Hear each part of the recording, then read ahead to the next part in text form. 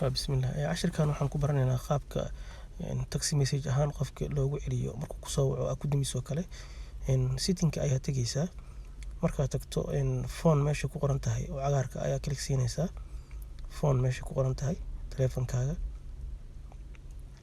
ayaa click siinaysaa.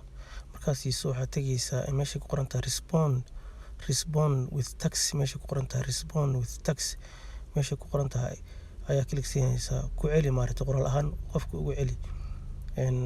Saddexdan qaybood sorry I can't talk right now. Hadda maaragtay waa ka xumaa hadda ma hadli karo.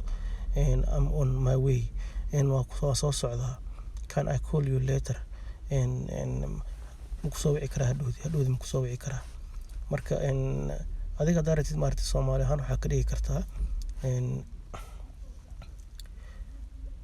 anaa kugu soo celinayo kale. Waa kugu soo celinayo kale.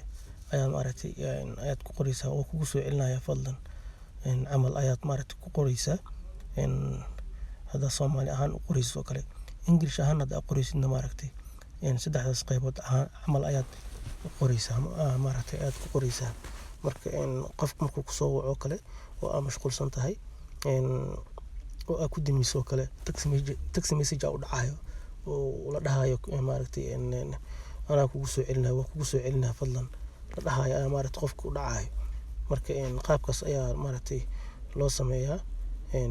Hadda English ahaan hadda rabtidna maaragtay English ayaa ka dhiganaysaa. Marka cashirkeena intaas ayaan ku soo koobaya. Assalaamu calaykum.